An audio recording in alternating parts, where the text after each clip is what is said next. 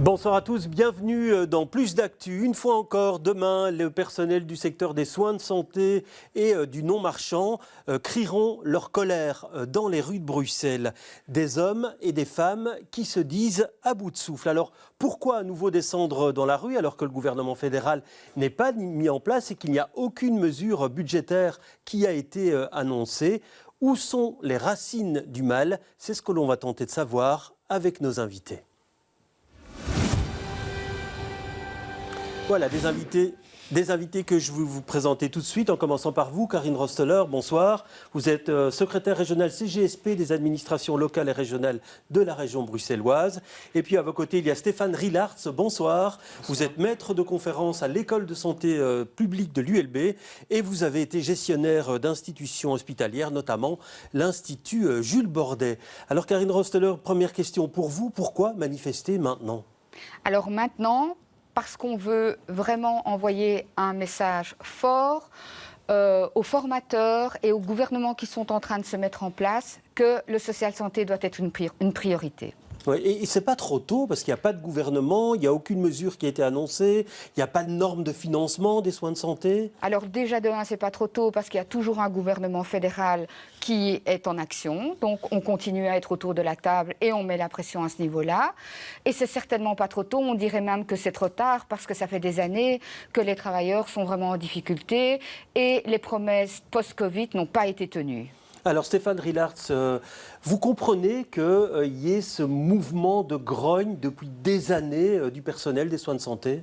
Oui, tout à fait. C'est une situation à laquelle on a été confrontés et les directions hospitalières y sont confrontées depuis de très nombreuses années. Il y a eu quelques améliorations ponctuelles. Il y a eu la parenthèse du Covid dans laquelle on a annoncé que beaucoup de choses allaient changer et on a un peu le sentiment que l'ambiance générale aujourd'hui, même si, comme vous le disiez, il n'y a pas de gouvernement fédéral, c'est qu'on revient un peu, entre guillemets, à la normale de ce qui se passait avant le Covid, c'est-à-dire que le maître mot, c'est restrictions budgétaire, réformes structurelles pour faire des économies, alors qu'on est dans un secteur qui maintenant vit en situation de pénurie dans divers métiers depuis de très très nombreuses années et que le sentiment qu'on a, c'est que toutes ces réformes structurelles qui sont censées apporter plus d'efficacité, en réalité n'en apportent pas et créent au contraire beaucoup plus de problèmes dans les hôpitaux qu'elles n'en résolvent. Oui, mais si je vous ai bien compris, vous qui avez dirigé une institution hospitalière, il y a le même ras-le-bol du côté des directions des hôpitaux aujourd'hui ?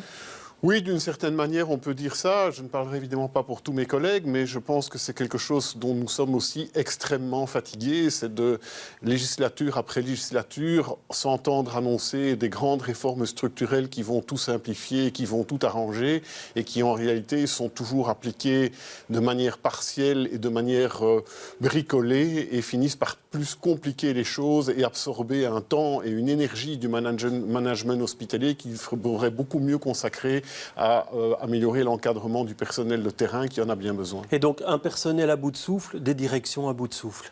Oui, encore une fois, je ne parlerai pas pour tous mes collègues, mais c'est en tout cas une lassitude que j'ai ressentie personnellement à de nombreuses reprises. J'ai fait plusieurs fonctions, j'ai fait la même fonction dans plusieurs hôpitaux et j'ai chaque fois retrouvé cette même problématique de devoir être accaparé par des réformes structurelles, par des problèmes liés à un financement qui est devenu d'une complexité à faire peur, par des normes qui tombent du jour au lendemain, par des tracasseries administratives, alors qu'on est dans un métier qui est humain, pour l'humain, au service de l'humain et où le management devrait pouvoir se consacrer beaucoup plus à cette gestion de l'humain. Oui, alors c'est vrai que demain ça va perturber peut-être certains services. Vous pensez que malgré tout, vous avez le soutien des responsables hospitaliers ? En tout cas, pour les hôpitaux publics de Bruxelles, on a eu effectivement un message clair de soutien.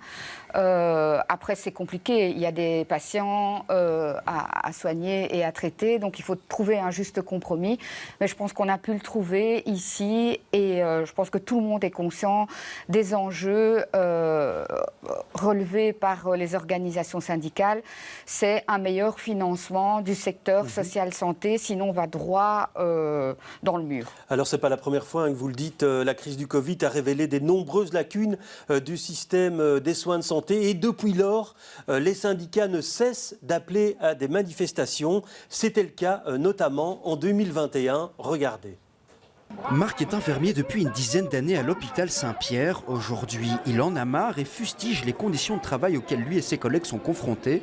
Selon lui, investir dans les soins de santé est plus que nécessaire. Il faut qu'il y ait un investissement en soins de santé pour pouvoir faire que le personnel, qu'on ait moins de patients par infirmière. Parce qu'aujourd'hui, en Belgique, c'est un des pays avec un ratio de patients par infirmière le plus élevé de l'Europe. Et ça c'est un danger pour les patients, c'est une surcharge de travail pour le personnel et ce n'est pas admissible. Du côté de l'Institut Jules Bordet, le constat est similaire. Le personnel a clairement l'impression de ne pas être entendu. Parce que la manifestation qu'on a faite n'a pas vraiment donné grand-chose, donc on n'a rien à changer depuis un an. Donc on est là pour se battre encore et encore. L'accès aux soins pour les gens, quels qu'ils soient, est de plus en plus difficile. Oui, donc se battre encore et encore, rien de neuf sous soleil. Karine Rosteler, il y a eu le fonds blouse blanche, il y a des moyens qui ont été débloqués. Ça n'a pas suffi? Alors ça n'a pas suffi parce qu'entre-temps, il y a un paramètre nouveau qui est apparu, dont on parlait déjà il y a 30 ans, c'est la pénurie. Même s'il y a du financement, il n'y a plus de soignants.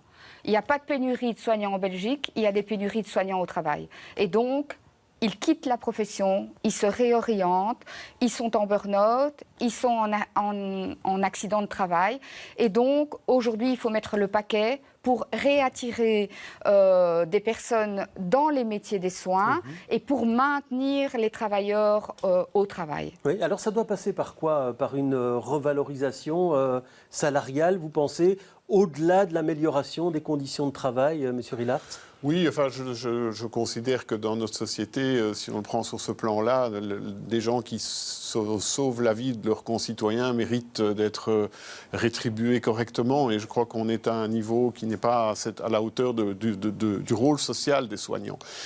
Ça s'est un tout petit peu amélioré aussi récemment, mais ça reste, à mon avis, une profession qui n'est pas valorisée à la hauteur de ce qu'elle représente socialement et surtout à la lourdeur de ce qu'elle doit assumer. Parce qu'il faut bien se représenter que l'hôpital est une entreprise qui cumule les complexités. Et une de ces complexités, c'est les horaires. Un hôpital, ça ne s'arrête jamais. Donc, vous devez avoir à des staffages qui sont différents, aux différents moments de la journée, de la semaine, du week-end, des vacances, des professions déterminées, des infirmiers, des médecins, bien entendu, mais des aides-soignants, des gens qui ont des qualifications particulières, à des endroits précis de l'institution. C'est obligatoire, ça fait partie des normes légales et jusqu'à un certain point, c'est justifié.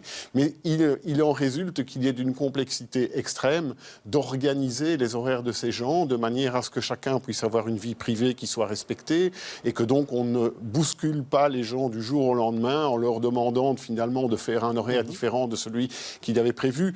Et on est confronté à cette problématique-là de manière permanente. C'est pour ça que je dis que, de mon point de vue, une des grandes difficultés, c'est que les managements hospitaliers, à mon sens, n'ont pas suffisamment d'espace, de temps pour pouvoir se consacrer à cette gestion complexe du personnel. Oui. Ça aiderait déjà. Parce que, Madame Rosteler, vous réclamez de meilleures normes d'encadrement. Dans un métier en pénurie, comment c'est possible aujourd'hui? Ce ne serait pas possible s'il n'y a pas de recrues.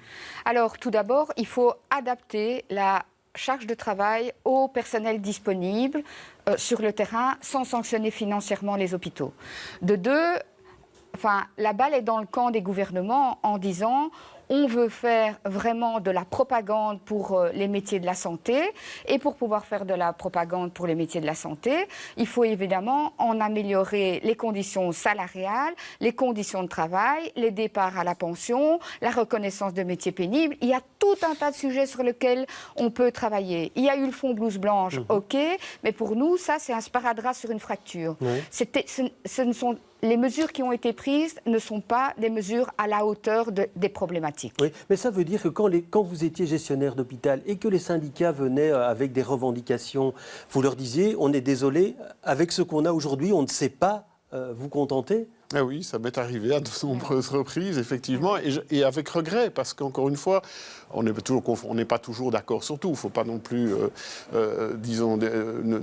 dire que tout est simple, mais il y a des points d'accord avec les représentants des travailleurs entre direction et travailleurs, et on est dans des situations où très souvent, on n'est pas en capacité de donner satisfaction. Alors après, il y a aussi, ça c'est mon point de vue plus de direction, il y a aussi un certain nombre de contradictions dans la gestion hospitalière auxquelles on est confronté. Il est logique que quelque part, les travailleurs travailleurs souhaitent avoir une prévisibilité de leurs horaires, par exemple, pour pouvoir organiser leur vie privée. D'un autre côté, quand il y a quelqu'un qui manque parce qu'il y a une absence inopinée, les patients doivent être soignés. Donc, il faut pouvoir remplacer les gens. Donc, ça nous amène inévitablement à bousculer les personnels. Encore une fois, notamment en raison de la pénurie. On a inventé des équipes volantes, on a fait un certain nombre de choses favorables dans ce domaine-là, mais c'est encore très largement insuffisant pour que les soignants aient un confort de travail et un confort de vie à la hauteur de ce qu'ils peuvent espérer. Oui, mais la crise du Covid, elle a mis vraiment en lumière les difficultés du secteur. Vous en espériez un mieux. Qu'est-ce que vous diriez aujourd'hui, que ça a été productif cette période, si je puis me permettre l'expression, ou contre-productif pour l'attrait de la profession? Contre-productif parce que beaucoup de gens ont quitté la profession. Certaines personnes ne se sont pas engagées dans les études par peur de revivre un Covid. Et parallèlement, on a fait des promesses qu'on n'a pas tenues. Et donc, la crédibilité du monde politique par rapport aux travailleurs des soins de santé a été ébranlée. Oui, vous avez le même verdict sévère. Oui, je parlerai plutôt d'une occasion manquée. Parce qu'il y a eu plusieurs phases dans le Covid, et donc tout le monde se rappelle de cette phase au début de la crise où les soignants se faisaient applaudir dans la rue et où, à mon niveau, je veux dire, une des choses que l'on a beaucoup ressenti au niveau des hôpitaux, c'est que pour une fois et pendant une période relativement longue, on n'a plus parlé d'argent, on n'a plus parlé d'économie, on n'a plus parlé de restrictions.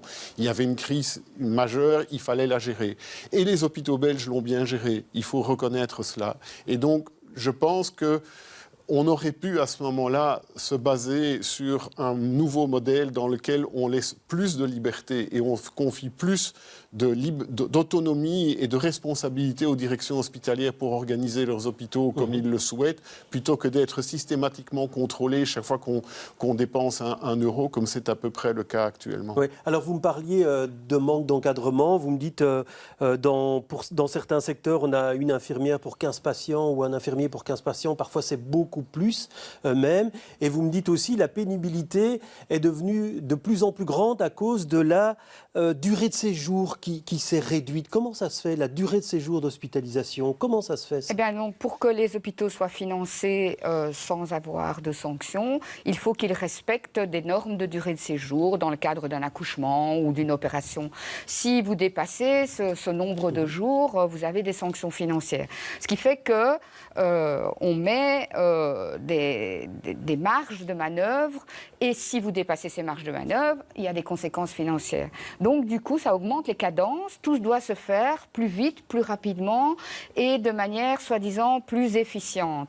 Sauf que ça, quand on n'est pas suffisamment nombreux sur le terrain, ça a des conséquences, des erreurs ou de la frustration ou une manière de faire les choses qui ne sont pas très professionnelles ou humaines. Oui, vous confirmez ça? On a l'impression que c'est presque à corps défendant que vous avez dû appliquer certaines politiques décidées par des ministères. Oui, alors dans ce qu'on vient d'évoquer, la réduction de la durée de séjour, il s'agit d'abord d'un phénomène heureusement de santé, et on a réduit la durée de séjour parce qu'aujourd'hui on peut se permettre de garder les patients moins longtemps à l'hôpital, et surtout on peut faire beaucoup plus de choses en hôpital de jour, donc avec un patient qui sort le matin, qui arrive le matin et qui sort le soir, qu'on ne pouvait le faire précédemment. Et ça, c'est un bien pour les patients. Mais comme le dit Madame Rosteler, ça aboutit à ce que le nombre de choses que l'on fait aux mêmes patients se concentre sur un temps beaucoup plus réduit. Et donc, la logique, c'est qu'il faudrait un encadrement supérieur pour pouvoir le faire,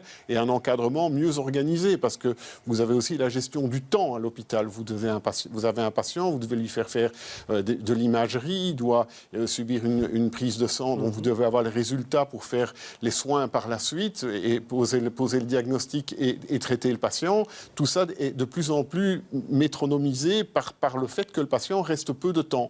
Donc on a besoin d'équipes mieux organisées et notamment plus nombreuses, mais de mon point de vue aussi surtout mieux organisées. Et pour ça, encore une fois, il faudrait qu'on puisse se consacrer essentiellement à cet aspect-là des choses, alors qu'il faut bien dire qu'on nous encombre depuis 30 ans avec des projets de collaboration interhospitalière et de réseau dont je pense que beaucoup de monde dans la profession aujourd'hui ne voit plus vraiment la plus-value. Oui, alors vous parlez de cadence intenable, vous parlez même de maltraitance. Est-ce qu'on en est là aujourd'hui? En tout cas, c'est ce que les soignants disent. Ils disent, moi, je suis un professionnel de la santé, je sais que pour soigner un patient, je dois me comporter comme ça, je dois faire ceci, cela. À la fin de sa journée de travail, quand on a dû faire les choses vite, sans avoir de relation de contact, ou qu'on a eu peur de faire des erreurs parce que c'était très soutenu, comme on a un manque de satisfaction professionnelle, parce qu'on est maintenant des professionnels, on n'est plus des bénévoles. À tout niveau de la chaîne de soins dans l'institution, on nous demande d'être des professionnels, d'avoir des connaissances, des diplômes. Et donc quand on rentre chez soi, on a ce sentiment de mal-être, de dire mais c'est à la limite de la maltraitance ou parfois c'est de la maltraitance. Oui. Mais est-ce qu'il n'y a pas un paradoxe parce qu'on voit des nouveaux hôpitaux qui fleurissent un peu partout, il y a eu le Chirec, il y a eu l'Institut Jules Bordet et en même temps on nous dit l'institution est en crise. On a parfois du mal à comprendre. Hein. Alors, d'une part, il est logique qu'avec l'évolution de la technologie, de l'art médical, on essaye, pour avoir une médecine de qualité, d'avoir des équipements et des bâtiments qui soient moderne. Donc l'Institut Bordet, le bâtiment initial datait d'avant la Seconde Guerre mondiale. Il était effectivement temps d'en avoir un nouveau. Pour le Chirec, c'est moins la différence, l'écart de temps est moins grand, mais tout de même entre Edith Cavell d'avant et le Chirec aujourd'hui, il y a une modernisation qui bénéficie à tout le monde, aux soignants et aux soignés. Oui, mais ça ne suffit pas, visiblement. Mais ça ne suffit pas, effectivement. Et surtout, on a un petit peu tendance à considérer que la médecine, c'est d'abord de la technique ou de la compétence médicale de haut niveau. Mais ça n'est pas que ça. Il ne faut jamais oublier que le patient, par nature, est un homme ou une femme angoissé, dans une situation d'infériorité et qui parfois développe une agressivité par rapport à cette angoisse. Donc s'il n'y a pas un environnement humain autour qui est en capacité de pouvoir jouer son rôle d'humanisation des soins, eh bien cette agressivité a tendance à s'exprimer de plus en plus et ça fait partie de la maltraitance dont vous parliez parce que les soignants sont de plus en plus confrontés à des patients agressifs, à des patients difficiles et qu'ils doivent ajouter en plus la prise en charge de cette difficulté supplémentaire à tout le reste. Oui, parce que quand on vous entend, et on n'a pas toujours l'impression, quand nous on est sur le terrain et qu'on fait des conflits dans les hôpitaux, on a l'impression que personnel, direction, même combat. Est-ce que c'est le cas ? Jusqu'à un certain point, oui, on n'a pas toujours exactement les mêmes diagnostics sur les solutions à apporter, mais je pense que le malaise, tout le monde le vit et notre échange aujourd'hui est là aussi pour le montrer, voire le démontrer. Et ça fait très longtemps que ça dure. Donc oui, effectivement, nous ne sommes pas là pour enrichir des actionnaires comme dans une entreprise privée. Si nous avons choisi de travailler dans le secteur des hôpitaux, c'est aussi parce qu'il y a un engagement personnel à ce niveau-là. Et ce qui m'intéresse, moi, en tant que directeur d'hôpital, ce qui m'intéressait quand je l'étais, c'était que les patients soient bien soignés, ce qui est le même objectif que les gens de terrain. Mais est-ce que vous voyez un scénario de sortie de crise ? Parce que là, on n'en voit pas à très court terme, hein, puisqu'il y a une pénurie de personnes qui veulent se lancer dans la profession, il y a une pénurie dans les services, on ne voit pas de scénario de sortie de crise. Alors, vous savez, on est autour de la table chez le ministre de la Santé depuis 4 ans, avec les représentants des fédérations patronales et les organisations syndicales. On s'est entendu sur tout un tas de mesures qui auraient permis de relever le secteur. Mais le problème, c'est les moyens financiers qui seraient nécessaires pour cela, avec des effets à court, moyen et long terme. Et le problème, c'est que les politiques aujourd'hui, elles sont réfléchies sur 4 ans, et plus sur 4 ans, 8 ans, 10 ans, 20 ans. Et donc, les propositions qui ont été reçues dans le panel des propositions qu'on avait faites sont malheureusement insuffisantes. Aujourd'hui, on a des beaux hôpitaux vides de personnel. Oui. Et en préparant cet entretien, vous me disiez aussi, on tire sur la corde et on risque de tomber dans l'ornière. Quel constat pessimiste, hein. Oui, si vous voulez, c'est un peu, encore une fois, le constat d'un vieux routard de la question, puisque ça fait quand même 25 ans que je fais ce métier. C'est qu'on nous annonce toujours la grande réforme qui va tout résoudre, on nous annonce de la simplification. J'entends ce discours-là depuis 25 ans, et chaque mesure qui est destinée à simplifier les choses ne fait que les compliquer.